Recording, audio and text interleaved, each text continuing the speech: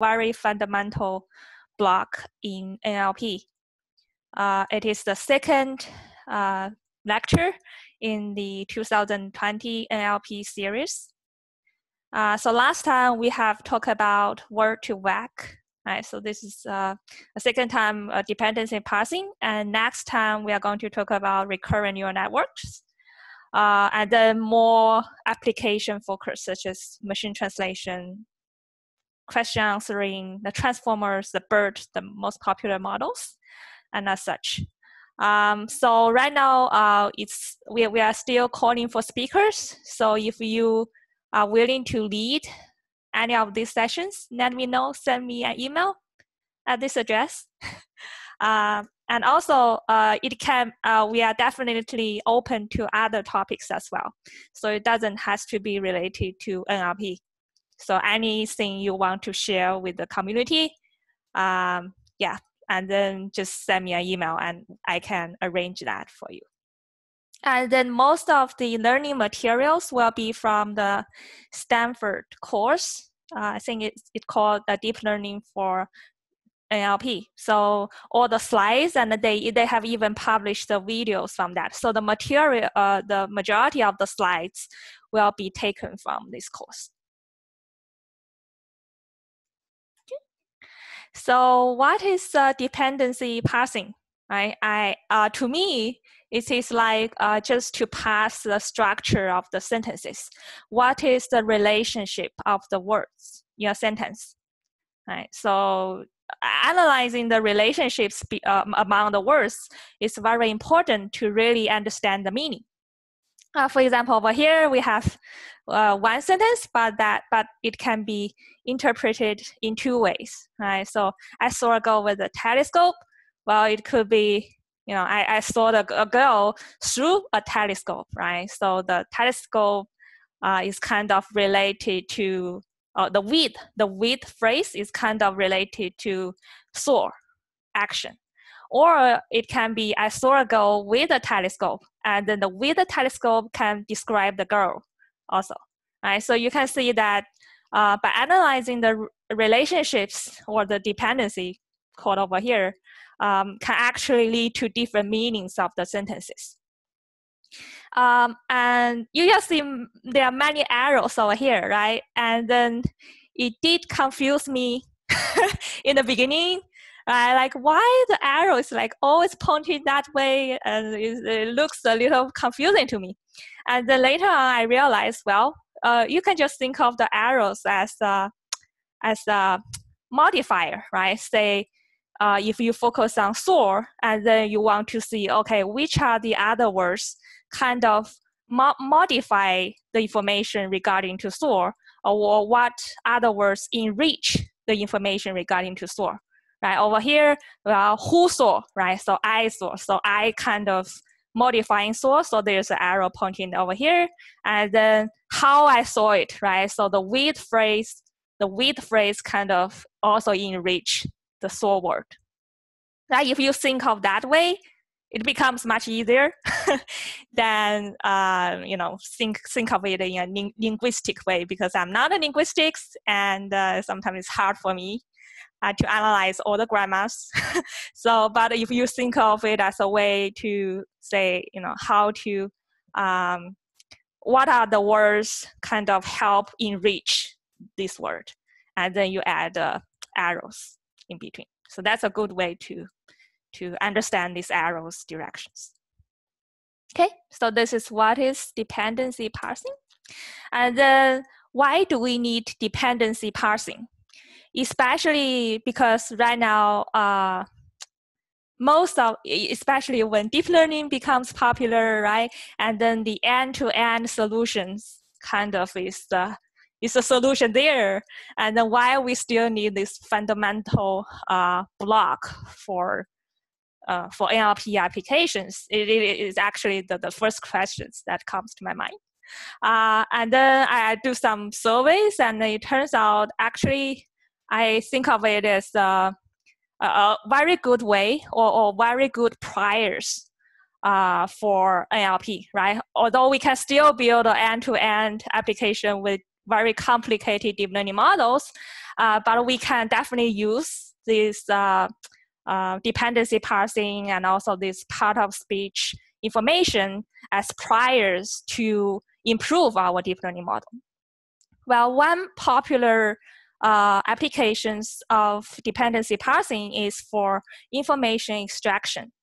Right, so what is information extraction? Well, you can think of it, for example, the name entity recognition is in a sentence. You need to pass out all the entities, right? So the entity can be a person, can be a number, can be a corporation name, right? And also a date. Right? You need to pass out all these noun phrases out of the sentences, right? So if you know the relationship between the words, it becomes a much more straightforward task, right? And also the co-reference, it also means once you're able to pass out, okay, this is a big long phrase, and then in the next sentence, it's referred as a him, right? And then how can we interpret him, right? So we can somehow relate the noun phrase in the previous sentence to this him, right? So it's if we understand the language structures or relationships better, we can also do this type of task easier. And also the entity linking is so this is entity recognition, is to identify the entity, right? And then the next step is to do the entity linking. For example, once you have identified the entity, you also want to figure out the relationships among these entities, right? For example, this Tony bought some shares of this corporation, right? So there's relationships. And also, when did he make these purchases? Is in 2006, right? So this tells you some information, and then you can, well, there may be some redundant words in a sentence, although there's, for example, in over here, but yeah. But throughout the dependency parsing, you can directly identify what is the most important words here, and then understand their relationships better. Right? Yeah, so that also leads to relation extractions. And relation extraction is also very important to build the knowledge graph. If you are aware, we have example on the next slides. For example, the new governor who visited the palace yesterday, right? So from this, you kind of can pass that this person is the governor general, right? So this has relationship. And also you can derive a visit relationship, that this visitor who has visited what organizations, right? So from the sentence, you can derive all this type of relationship between the entities. Yeah. So the dependency parsing, or the called syntactic parse, provides very useful features for relation extractions. And also it's very important for biomedical research and also financial documents in many applications. And also it can ignore lots of irrelevant information, I think. Irrelevant information such as, for example, here, yesterday and such, which is not that important to this type of relationship, right? So we can ignore the irrelevant information, and from the relevant entities, we derive what type of relationship between the entities. So this is for the relation extraction. And then the Google's knowledge graph is, I think, a very useful for Google search, right? Whenever you search a person, you can see on the right side, there's this, this person is, when is the birthday, and education, and also other family relationships from that. Yeah. So the Google's knowledge graph is built on top of Freebase, so it's another kind of database, and I think Google knowledge graph is built on that. And then the entries are synthesized from Wikipedia and also from news. Maybe there will be some manual curated process. Yeah, it's, I think it's a very useful kind of knowledge there through the Google search engine.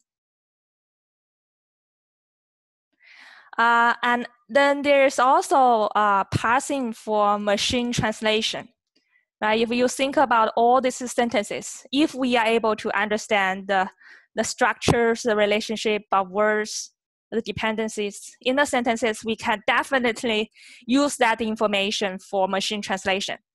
Right? So actually, this is a very recently published, maybe in recent 2 or 3 years.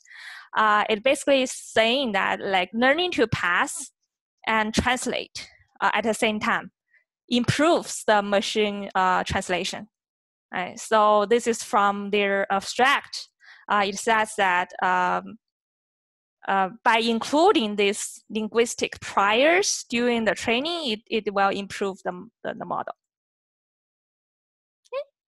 So yeah, so this here just shows an example of why we need dependency parsing, even if kind of everyone is building an end-to-end pipeline for NLP applications, but I definitely think like really understand the linguistic, maybe not that too fully details, but understand some of the linguistics and also think about how to use these linguistic representations and priors and use that in our deep learning pipeline can actually help improve the performance. Right? So I hope this kind of motivates you to learn about the dependency parsing.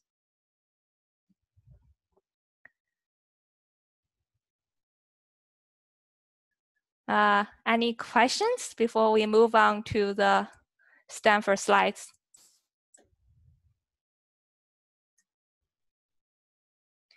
Okay. So I have handpicked a few, I think more than 80%, I guess, slides from the lecture 5 of the course. So the lecture 5 is focusing on dependency parsing. And also Christopher Manning, so he's kind of like the godfather of statistical NLP, and also he has published his lectures on YouTube. So if you want to go really deep into the methods, also feel free to check out the video afterwards. So here, first he introduces kind of 2 views of linguistic structure. The first is just by grammars, right? So for example, we start with words, right? Individual words, and then we combine the words into phrases. Right? So the cuddly cat by the door, etc., etc. And then we merge phrases into bigger phrases. The cat is by the door, and then merge the phrases into sentences because I like NLP, right? Like that. Right? So basically, from the grammar point of view, a sentence can be composed of a noun phrase and a verb phrase, right? So you can basically decompose any sentence into that 2 big phrases, right? And then from the grammar point of view, there is a part of speech. Basically, it's a noun, it's an adjective, it's a prep or not, right? So it's kind of what is the type of the word. And then the phrase, of course, the phrase also has the category. It's a noun phrase, it's a prep phrase, right? Starting with a prep, and another noun phrase, right? So the prep phrase is composed of a prep and a noun phrase, right? And then you can even define the noun phrase as the noun phrase plus the prep phrase together, right? So this is kind of a nested structure, or they call it recursively, right? You can define, so what is the structure of a noun phrase, a prep phrase, etc. Right? Yeah, so this is one way to think of the structure of the sentences, of the phrases, right? But you kind of know the drawbacks of that as well, because it's kind of, maybe you need to find, well, or maybe there's also an automatic way to summarize this structure, right? So what is the long phrase? And then you can define by this, and then it can further kind of recursively define these definitions. So this is from a grammar point of view of to define the structure of a sentence or a structure of a phrase, of a big phrase. And the second point of view is the dependency structure. And this is what we are going to learn about. So basically, the dependency shows which words depends on or modify which other words, right? And then so the pointers, so there's a headers word, and then there's a pointed word, right? So the pointers pointed to the modifier, right? For example, look. Well, you think of like look what, right? So the crate kind of modify look or enrich look, right? So there's a pointer towards crate, and then you think about, okay, in terms of crate, then what is the modifier of crate? Well, it's kind of in a large crate, right? And then there's the crate is also by the door, right? So you point over here, so it's kind of by the door, and also it's in the kitchen, right? So all this in the kitchen, by the door, kind of describes about the crate. So or modifies the crate definition, right? So there's pointers pointing this direction. Okay? So this is a dependency structure. So we have learned about like two ways, right, to pass the sentence. One is just from pure grammar definition, the noun phrase, verb phrase, P phrase, the prep phrase. And then the second is through dependency, kind of these pointers, right?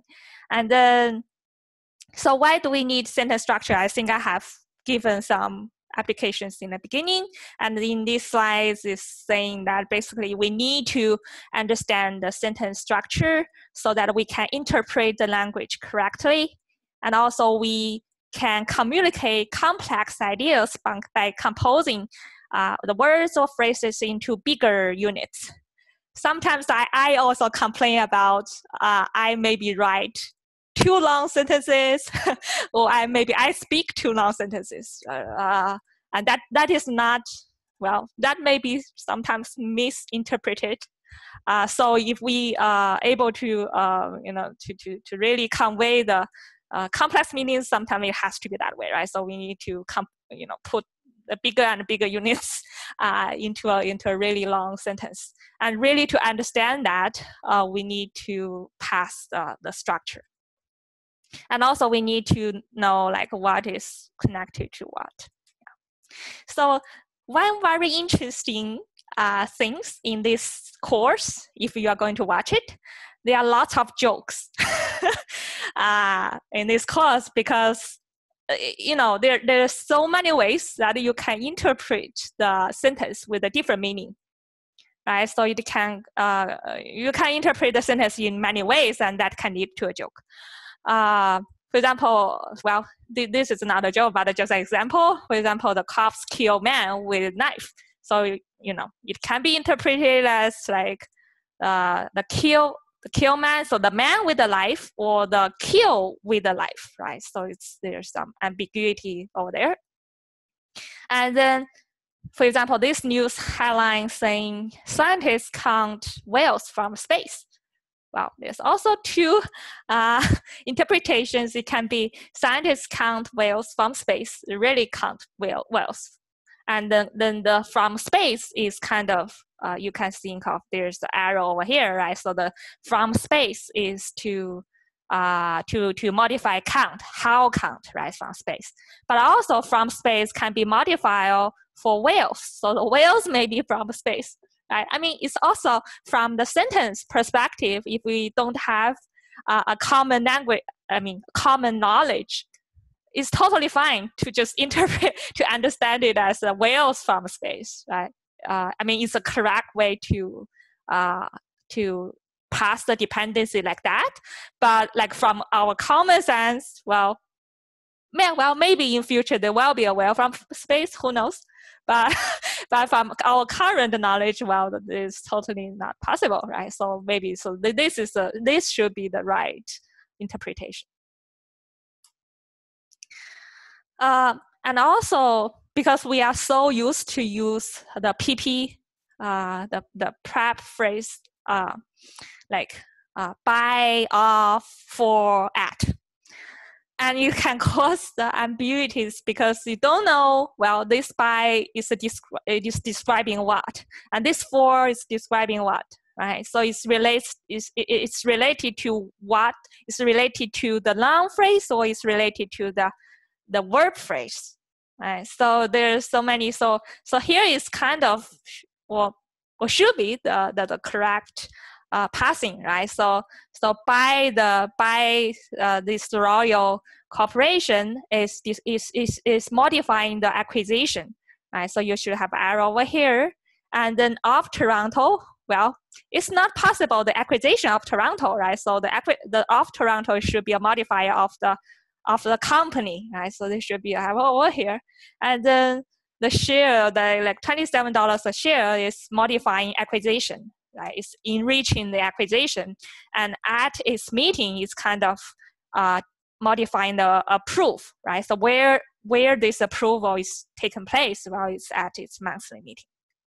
So you can see there's lots of combinational thing over here, right? So so how can we get this arrows correctly? Well, from our humans, like we kind of know our common sense and we can add these arrows, but how can we do this for computers? And also coordination scope ambiguity. For example, the shuttle veteran and then the executive, this can be both the description for Fred, or it can be a separate, or it can be a two-person if you really want to interpret that way, right? For example, the shuttle veteran is one person, and then this NASA executive is only describing Fred, right? So it can be two persons as well, although I feel like this is more what it tends to say about. So I think you all get the point here. There's lots of ambiguities in the sentence structures, or in the phrases in the sentence. This is also I think it's a joke. Like previously, I don't realize that, right? So I think this is for Trump health report, and then the news headline is the doctor saying there's no heart cognitive issues.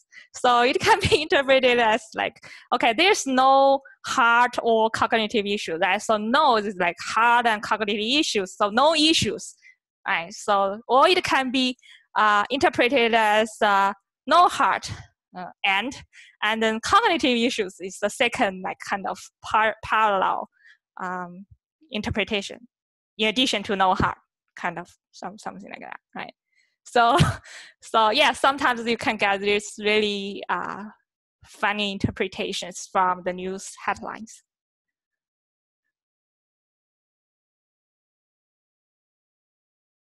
Yeah, I think that's a linguistic problem. Or yeah, if you, for example, like these headlines, you can say, okay, there's no heart issues and no cognitive issues, right? Or like over here, you break it into several sentences, right? So the board approved the acquisition of this, and this company is from Toronto, and the acquisition is at $27 a share, right? So you can break these sentences into multiple sentences, yeah, just for clarity of that. But people usually don't write that way, I guess. Yeah. Or maybe just, yeah, maybe if someone studies linguistic, you can you can discuss about that. We can discuss about that. Yeah. So, and then the dependency structure, right? So right now we kind of know what this arrow mean, right? So this arrow is kind of describing the modifiers, so the bills, so who submitted, so the bills were submitted, so the bills kind of modifier of submit, and then by whom, right? So it's also this part of branch is modifying submitted, right? So we kind of know the what this arrow means, right? So, and in NLP perspective, it's called dependencies. And also, this dependency can be typed, right? So, for example, here is the passive tense. So the bills on pause and immigration were submitted, right? So this is kind of non-subject passive. Yeah, so all of this, so this is a non-modifier as such. So if you are really interested into what these types specifically mean, I think you can easily find a list of all these types mean on the website. But to me, like from a machine learning point of view, you can just think of it as the class labels, right? So say we are able to identify all these links. And then the next is also we want to classify these links. And there are, for example, about maybe 100. I don't know whether there's 100, maybe, or maybe just 50. Let's say there are about 50 types of the links, right? So that gives us 50 labels of these links, or 50 classes, right? So you can just think of this as the class labels. And then the task of dependencies parsing includes not only identify these connections, right, to identify the relationship between the words, and also identify the class label for that relationship. So yeah, so then later you will see there's some, usually right now when people report accuracy, they will report it on both just the connection or typed connection. Right. So yeah, so this is kind of an official definition of dependency, right? So we have a head, and then we have a dependent. The dependent is the modifier. Because to me, the modifier is kind of easier for me to remember and to understand. So I usually just say it's a modifier over there. Yeah, and usually the dependencies form a tree, and usually it's not, it's connected. It's a fully connected tree of a sentence, and also it's not cyclic. So there shouldn't be a loop there.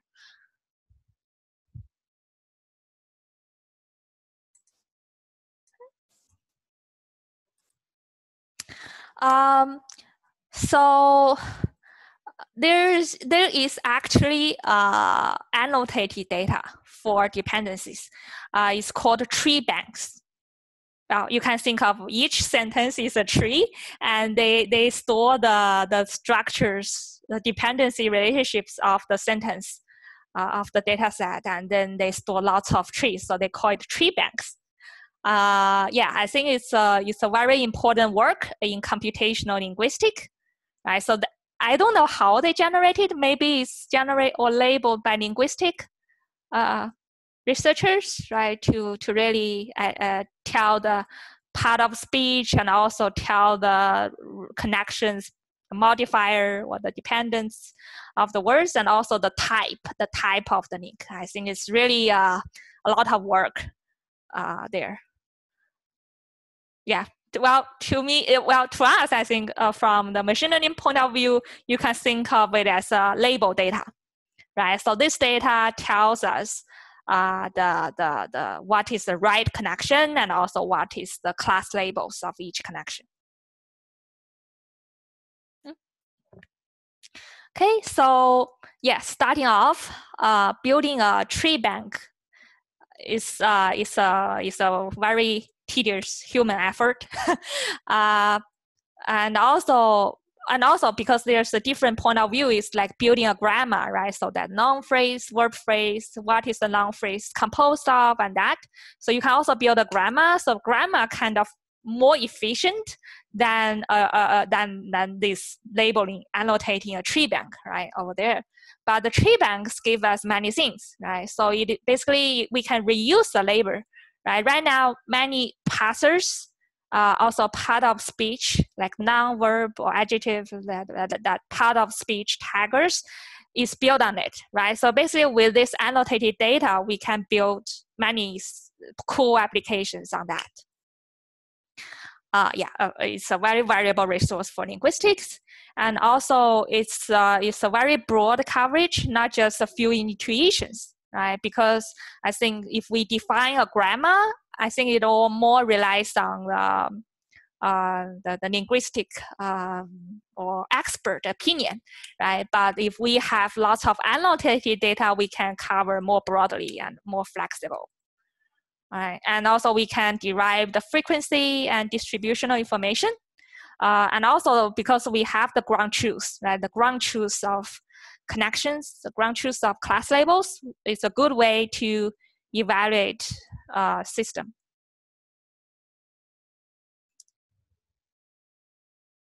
Yeah, so so I think this is again the definition of dependency parsing. And also, so dependency, basically the result of that is a tree, right? So it's all this connection is a tree structure, and it's not cyclic. And also, there is some discussion about whether the arrow can cross, right? For example, here I give a talk. So talk is also a modifier of give. Tomorrow is also a modifier of give. But then later on bootstrapping is a modifier of talk, right? So it's kind of, well, if we move tomorrow to the end of the sentence, then there's no crosses over there, right? So, but here there's some issues like whether the arrows can cross, and actually this whether it can cross, actually some parsers cannot support the cross, cannot deal with the cross situation. It makes things more complicated.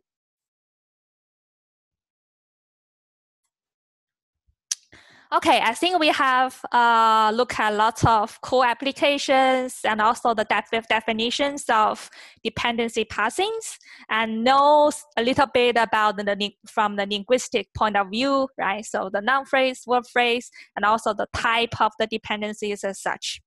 So the next question is, finally, we move into the world of machine learning and just trying to figure out a way to how to do this parsing automatically. Right. So there's a very popular parsing algorithm, or at least a framework, right? So it's transition-based parsing. So the parser, the transition-based parser usually have a stack. So the stack is kind of, I think of it as the processing memory, right? So what you are dealing with right now. And then the buffer is kind of like the some data sits in your hardware that you need to read into the memory to do the processing, right? So the buffer usually starts with the input sentence, right? So and then you add the word one by one to the stack to do the processing, right? So you can think of that way. And then there's the set of dependency arcs. So the dependency arcs is that arrows, right? So that tells you what is the root, what is the modifier, what is the dependent word, right? So this basically the result set. So it starts off empty, and also a set of actions. So the action can be, for example, remove the word from the stack and add a new word from the buffer to the stack, or move a word from buffer to the stack, or create an arc between the word, right? So you can think of the set of actions that way. Okay, and then there is the parser, for example.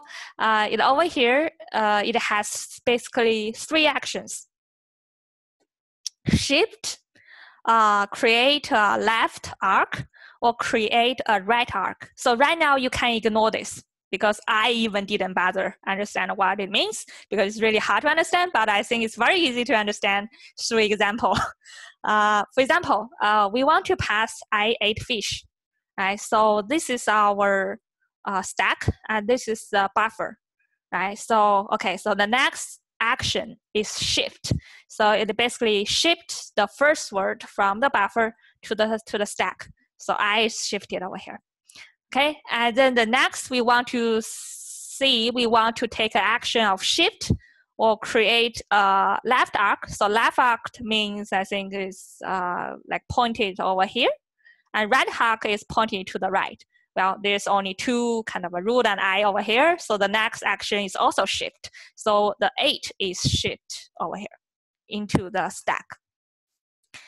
And then over here, and then we have two words in the stack, and then we decide to take the action of left arc, right? So I kind of modify 8, like who 8, right? So there should be an arc created between 8 and I, right? So then we decide to take action of left arc, and then the 8, so I is moved outside of the stack, and then the arc is created between 8 and I, right? And then in the stack, there's the 8 and the fish over here, and then I is there's arrow from pointing from 8 to I, right? And then the next, there's a fish, and then we decide to take the shift action again. So here's 8 fish, and again, we know the fish is kind of modifying 8, right? 8 what? So we decide based on these states, we decide to take action of right arc, basically creating an arrow from 8 to fish, right? And then another arrow is created. Okay, and then the buffer is empty, and then we have 8 here, and then by default, the root will always point it to the base, to the kind of the base word, the action, the verb here, and then it's kind of finished. Right? So there's only root in the stack, and then the also buffer is empty. So from here we create 2 arcs. So I ate fish. So both I and fish are modifier of 8. I hope I interpreted this clearly. So this is you can see that, right? So there's a stack and a buffer, and then given the state of the buffer, the state of the stack, and also given the we can also use the information of what arcs have been created. Then we decide what action to take, the next step. All right, so the next step, we want to take shift action. We want to take left arc or right arc. All right. Yeah, I think so, unless that sentence doesn't have a verb.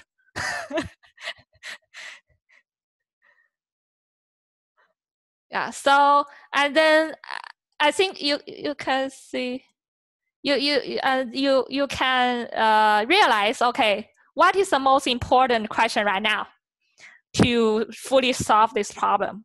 It's basically, given the state, what is our action next, right? So how can we decide what action to take as the next step? So that leads us to different kinds of parsers. Basically, all these parsers all use this kind of idea, but maybe they use different ways to decide how to choose the next action. Answer, yeah, I know machine learning. Machine learning will help you decide what to choose the next action.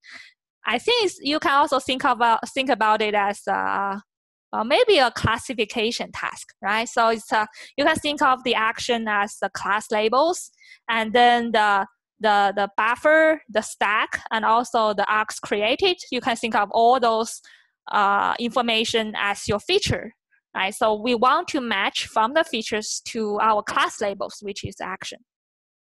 Right? So each action can be predicted by a discriminative classifier, for example, a softmax classifier on each move, right? So if you just care about the untyped relation, right? Just care about the arrows, and you don't want to go to do the typed, then there are only three kind of max of three type choices, basically shift, right arc, or left arc, right? And but if you want to consider the type as well, say we have 50 types of the links, right? So this is the 50, and then because there's a left arc and a right arc, so there will be a total actions of 2 multiplied by 50 plus 1. So the 1 is the shift action. So there's a total of nearly more than 100 class labels for you to classify on. So the features is the top of the stack word, part of the speech, first above word. Actually, the list can go on and on. Right? So it's based on like how you want to derive the features from that states. So here it said there's a no search is in the simplest form. So you just directly, you use the classifier to make a prediction, and you just take it, right? And it says that you can, if you do a beam search, you can maybe slower but better, right? So basically, you can keep k good past prefix at each time step. So maybe from your soft max functions, it will gives you a probability of the class labels, and then you can just keep track of the top k class labels and try that out at each time step instead of just trying the top one. Yeah, so this is one way to improve it, but also it will become slower. The model accuracy, well, is described in this MaltParser. The accuracy is fractionally below the state of art. I mean, if we use more complicated search mechanism, but it has very fast linear time passing. Right? So this is very important because all of these parsers are working on sentences, right? So you really want to make it run fast. So I think this is maybe the first or close to the first parser that leads to linear time passing. Okay, here it just shows how can we derive the feature representation for the classification. Right, so well, conventional way to do that is just this binary, kind of the binary representation, because the word is all categorical. And also the part of speech, like adjective or verb or noun, these are also categorical. And also the type of the links is also categorical. So you can basically create a very sparse feature vector, right? So usually it is a combination of 1, 2, 3 elements from the configuration. So usually people will consider about the 2 words. So from the stack, the top word, the first word, the second word, and also the first word in the buffer, all the information about this, right? And also you can do the combination like and, right? So if the first word, the stack first word is good, and also the first word tag is adjective. Right, so it's kind of you can derive lots of combinational features from these 3 words, and also you can utilize the labels already passed out, right? So if the labels, so this is kind of the labels of the words. So for example, over here you already derive a link, and also you already identify the type of the link. You can also use that as your feature as well, right? So we can create a very sparse vector from this. So this is the sparse representation to begin with, and then you can train a classifier on this feature set. Yeah, so I specifically mentioned sparse, and then I think you already can guess out what I'm going to talk about, right? So maybe we can have a dense representation of that. And before moving into that, the course also tells you how can we validate the accuracy of dependency, right? So for example, because from the tree banks, we already know the ground truth of all these connections, right? So the she is modifying so, lecture is also modifying so, right? So we have the ground truth. This tells you the connection 2 pointing to 1, 0 pointing to 5 pointing to 2. And also we have the ground truth type. And here is the past connection, right? So 2 pointed to 1, 0 pointed to 2, and then 4 pointed to 3, which is not correct compared to the ground truth. So we can derive the score like this, right? So this is a UAS. So UAS is the unlabeled attachment score, right? So basically you just ignore the types and then you compare this row by row, and then from this you identify, okay, 4 out of 5 is correct, and this 4-3 and this is 5-3 is incorrect. So the accuracy will be 80%.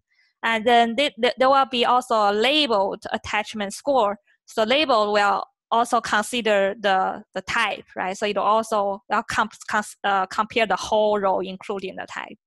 And then over here, there's 2, yeah. So only the first 2 rows are correct, right? So for the third row, the connection is not right, and then for the 4th and 5th row, the type is not right. So the labeled accuracy score will be 2 divided by 4. Right? So usually people report these 2 scores when they compare different parsing methods. Sorry about this slide's a little bit messy. I directly used that slides from the Stanford course because I guess there's some animation originally. But here it basically is trying to say, right, because I especially mentioned the problems of previous feature representation because it's sparse, right? So you can create lots of zeros and ones from that features. And it's incomplete because, yeah, the word, who knows what's the words next? You have to list basically all the words out there and then create, but still not complete, right? Because if there's a new word coming, maybe you need to even elongate the representation, right? So that feature vector can grow as new words come. And also it's not cheap. So lots of time has been spent on the feature computation. So more than 95% of parsing time is basically on feature computation. So only 5% of the time is on classification. Is the true work there, and more than 95% of the time is just to creating this sparse feature representation. So that's why we need a dense and a compact feature representation.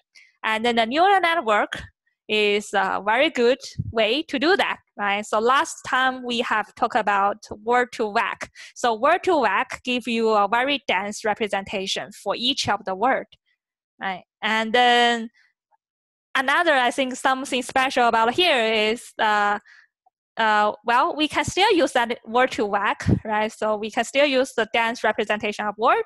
We also need to take into account the part of speech, and also take into account the arc information, the created arc information, type of the arc, etc. So we need to create a dense representation for all the words, for all the part of a speech, and also the links type together and concatenate them into one dense representation. Right, so that is basically the idea for the neural dependency parser. It is proposed in 2014, and then after that, many derivatives of this paper is published to improve that. Yeah, so again, this is two types of way metrics to evaluate the result. And then MaltParser is like we propose it linear, it can pass it linearly. And then once in 1 second, it can pass about 470 sentences. And then for the more complicated parser, which I haven't talked about, but it runs very, very slow, although they can get a better result than Malt. Right? And then the neural dependency parser can get comparable result with this complicated parser.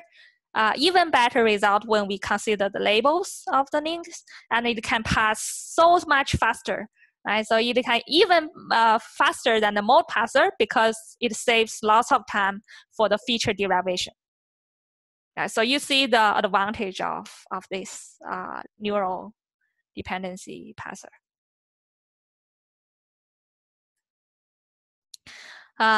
Right now we can ignore this chart. So here, it basically uses a distributed representation, right? So right now we represent each word as a d-dimensional dense vector.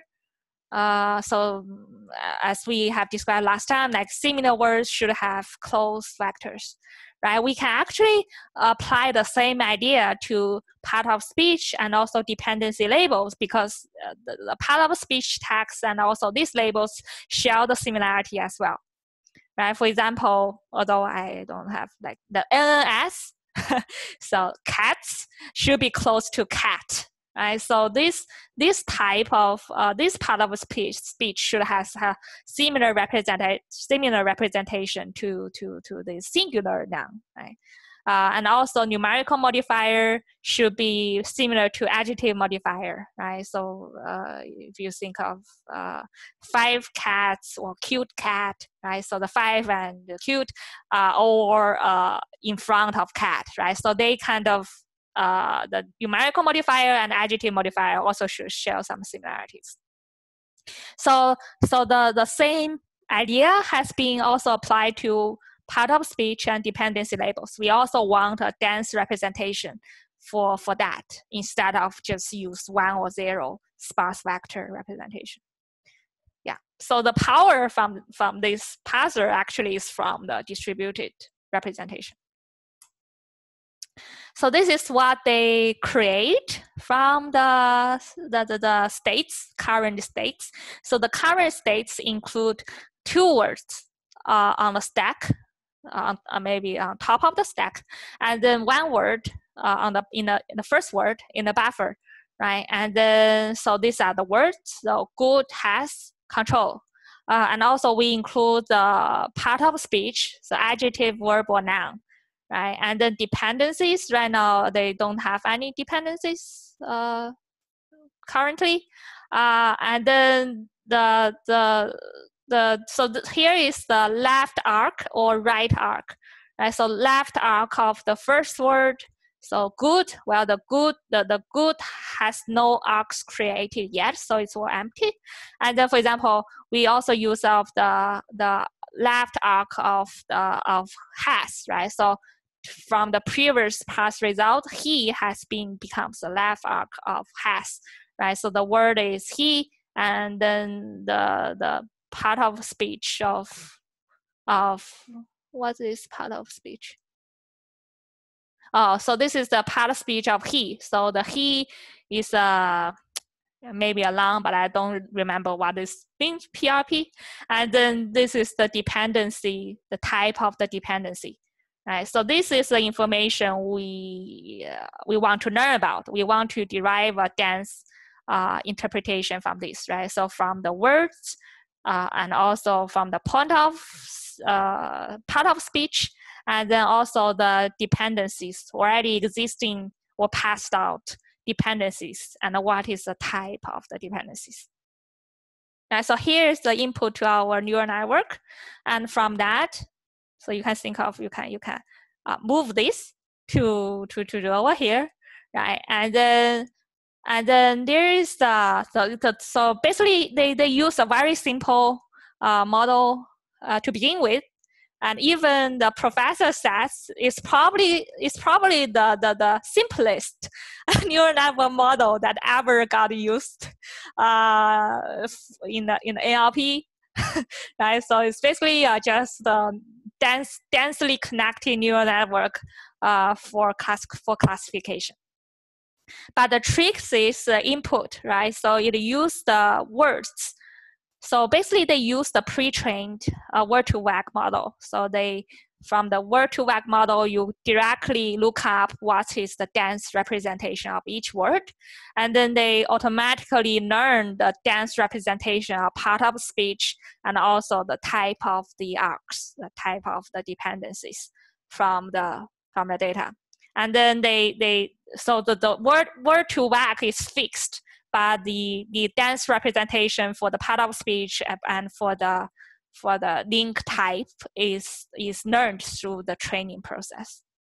And the hidden layer is just a very simple layer, and then output is softmax because it's a classification, right? So yeah, so the cross entropy arrows will be back propagated to the embeddings. Yeah, it's a very simple model, but it works reasonably well. So I will say from this, from what I learned from this experience, and actually this paper has been already cited more than 1,000 times. It's thought as the most important paper for this using neural network for dependency parsing. The lesson learned is very good. It's very important to get very good representation as an input for the neural network as well. Although the neural network is very simple, but the representation, I think the dense representation is very good. It's a very good way to represent the state.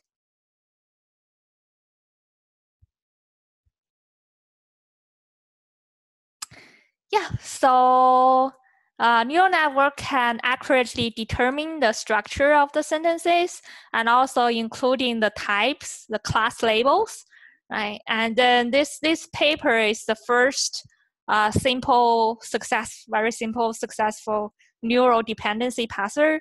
And yeah, so the main tricks is the dense representations makes it outperform other greedy parsers in both accuracy and speed. And the accuracy is also from the representations because it considers the similarity between the part of speech and link types. And the speed comparing to the speed is comparing to the MaltParser, right? Because the MaltParser has a very sparse feature representations, and 95% of the time has been creating that feature vector. So using the dense representation, 1,000 versus maybe 1 million, right? So the speed is gained from the dense representation as well. Okay, so and then from this paper moving on, it was further developed and improved by many others, particularly the one at Google. So they built bigger, deeper, of course, right? So using neural network, people usually you can get a better results with bigger, deeper, and spend more time tuning the network, right? So, and also then they consider the beam search. So they consider top, say the top K actions instead of always considering the top 1, right? And also they consider the global information rather than just the local state. They can consider by considering the whole decision sequence from that. So, and then later on, like 15, 16, they use all this improvement, and you can see they're about like 2%, 3%, 3%, yeah, 3% improvement over the originally proposed method. Yeah, but I think this parser is still very classic parser to begin with. So if you need a parser, I would recommend to use this to begin with. Okay, so that is the on the slides part, but then right now I want to show you the Stanford parser. So you can actually go to this page.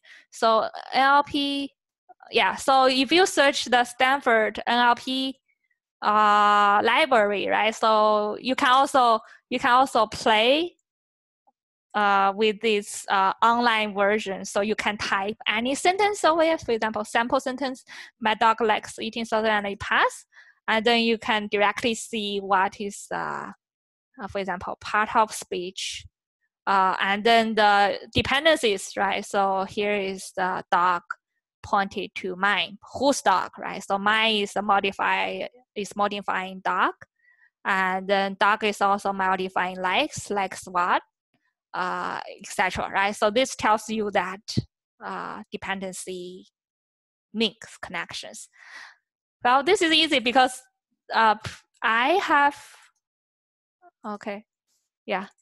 Because you see, I type some sentence and actually the parsing is not correct. For example, I like learning NLP at Houston machine learning meetup.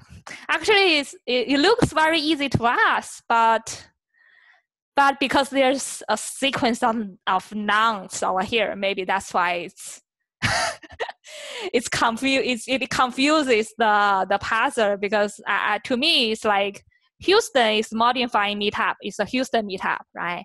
And then maybe the machine learning is a phrase. So what learning may be machine learning, and then this is a learning meetup. So this learning should points to meetup. But here is a little bit messy. Like for example, it pointing learning at learning. So it's basically pointing this learning at this learning. So it's kind of getting a little bit crazy over here. So I don't know why it's creating a 3 to 8. So it's creating a arc between learning to learning. So I guess if you give an example of like, well, maybe it isn't aware of machine learning, right? So if it has say a knowledge graph, and then it knows about, okay, machine learning should be a phrase, it should not be broken down, and then maybe it can get a better pass result. But over here is it got a little bit